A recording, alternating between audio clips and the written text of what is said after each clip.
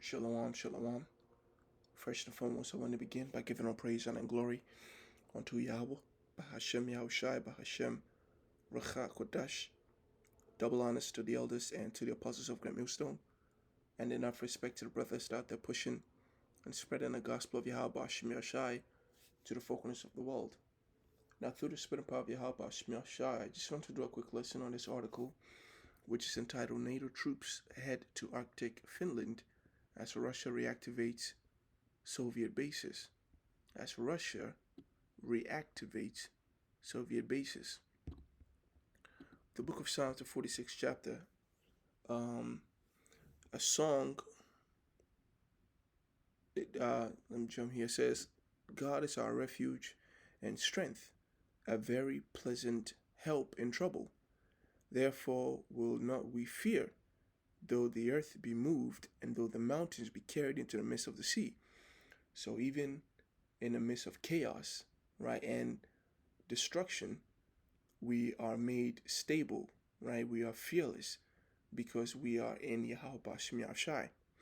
Though the waters thereof roar and be troubled, though the mountains shake with the swelling thereof, Salah, right? In the midst of all these chaos, even when that final destruction comes, there is no reason for us who are in Yahweh Bashem Yahushai to fear, right? Because we are promised deliverance should we overcome the temptations and the confusions in this world, right? If we overcome and cross over to the other side and prove ourselves to Yahweh Bashem Yahushai, there's nothing for us to fear, right? Because in the midst of all this destruction, there is a river, the streams thereof, that shall make glad the city of God, the holy place of the tabernacle of the Most High. And God is in the midst of her. She shall not be moved. God shall help her, and that right early, right?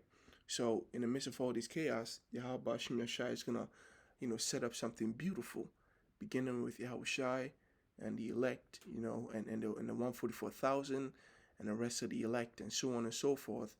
And there is gonna be something beautiful, the kingdom of heaven being established. And then it says, the heathens rage, the kingdoms remove. He uttered his voice, and the earth melted. But this restoration of the kingdom of Israel will not happen until these heathens are destroyed. And them knowing that, them feeling that their day is inevitable, the day of the destruction is inevitable, they raged, right? The Lord Yahweh of hosts is with us. The God of Jacob is our refuge, Salah.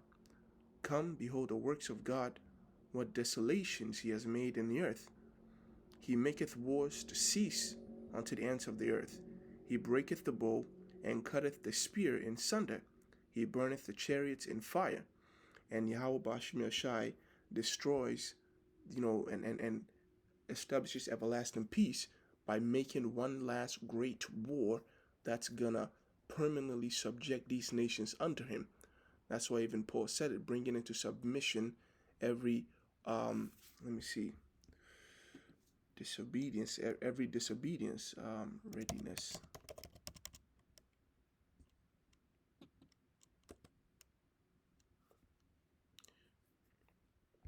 2 Corinthians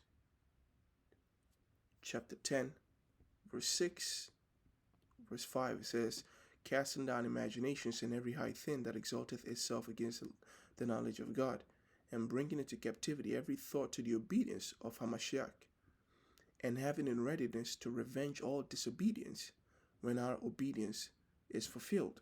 Okay, and so this is part of the events that has to unfold, right? Is that these heathens, they don't have much time until Yahweh Bashem Yahushai takes away their kingdom and gives it over to his servants. Okay, and so the point here that I wanted to make is that when Yahushua appears, there is going to be a lot of chaos. There's going to be wars and rumors of wars, right? No, there's not just rumors of it. There's going to be wars, actual wars. There's going to be a lot of deaths, just pure chaos. And he is the one that's going to set things out right. And so when you see, news like this, it only means that things are going to keep getting worse and worse and worse, right? And yeah, that's why Yahushua wasn't kidding in the book of Matthew, the 24th chapter. It says, "And ye shall hear of wars and rumors of war. See that ye be not troubled, for all these things must come to pass, but the end is not yet." He wasn't kidding, right? We are definitely not in the end. The final destruction is not here. And the MOTB has, because the MOTB has not come to pass, right?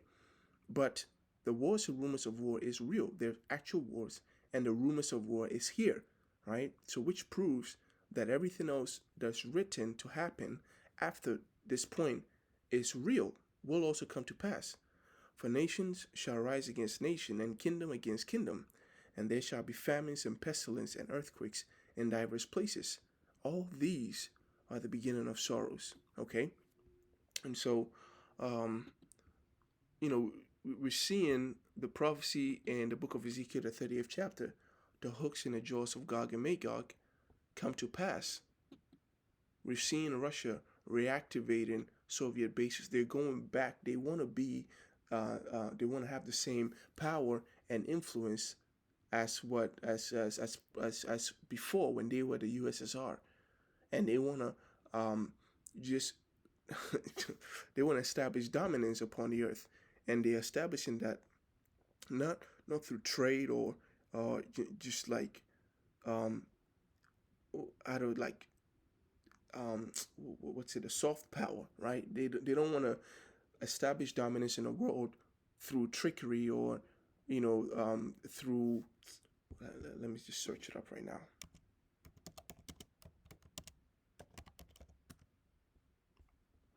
Is the ability to influence others through attractions and persuasions rather than coerce or force, right? So, Gog and Magog ain't trying to use that attraction and persuasion like Babylon does, right? They don't give a damn about people accepting their cultural or political views. What they want to do is they want to establish dominance through force and coercion. All right. So let's get into this article. It says Finland has announced the deployment of NATO land forces on its soil, a landmark move that a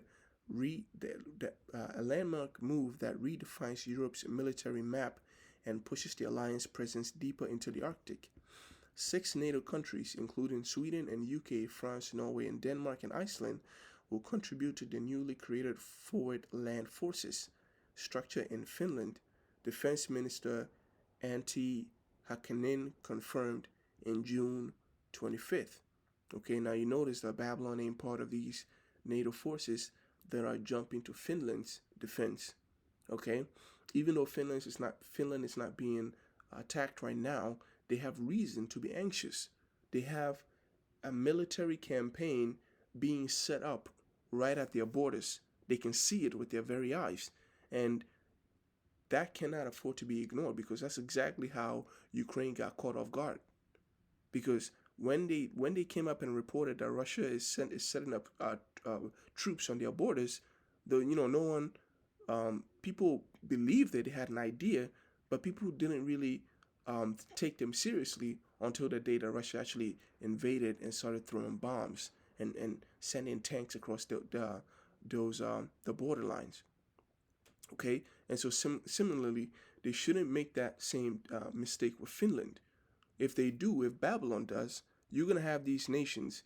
They will come to the conclusion that Babylon is not reliable, and eventually that beast, which is the EU, right, and NATO and EU, they will eventually hate America, and they will burn her flesh with fire. They will be part of the nations that shoot missiles onto Babylon.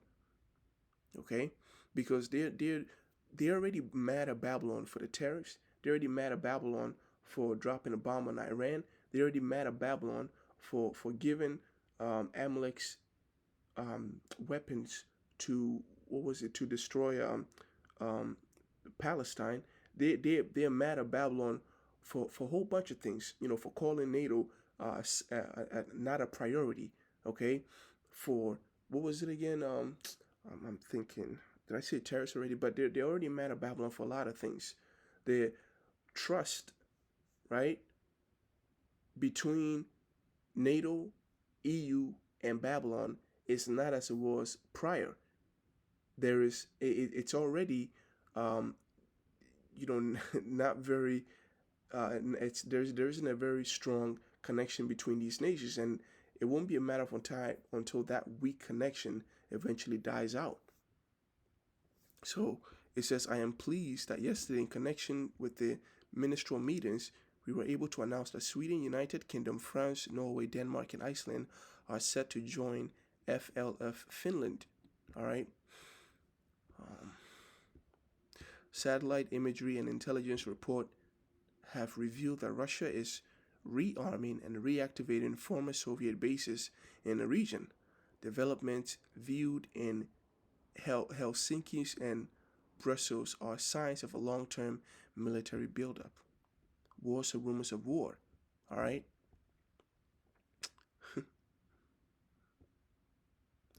It says, under the plan, Sweden will lead the establishment of the Land Forces Command in Finland.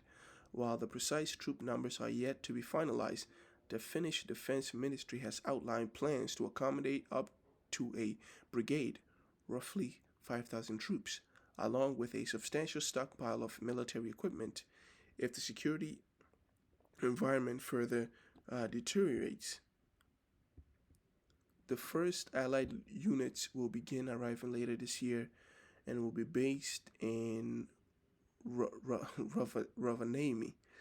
Let's see.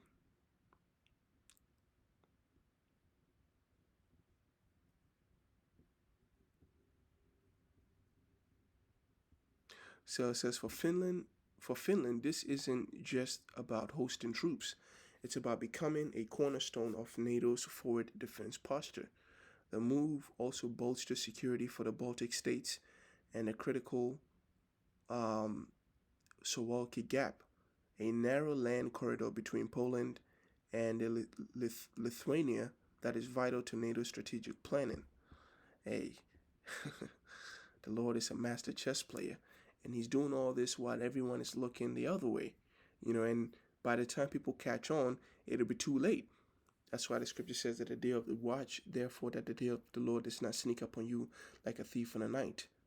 Because a lot of people are oblivious. They have no idea what to look forward to, especially our people.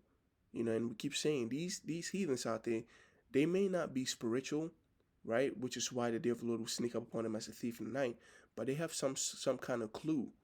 They're making efforts, right? They're putting themselves in situations where they can at least endure. But you have our people out there that all these things are going on, and what are they doing? They are partying. They're at Cardi B concerts. Women shaking their ass, going out there, holding about. Men doing dumb shit, and then they get caught up and they die, and then they will have the audacity to ask where God was.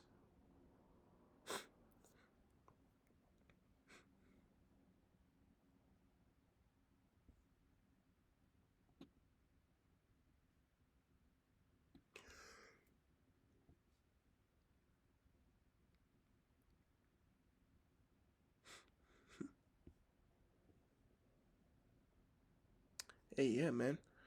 So, with that, I hope this was edifying to the brothers and sisters that are watching on Shalom. Yahweh Shemeshah Brakathum. And, hey, Kolo Yahweh Shemeshah. Until next time, Shalom.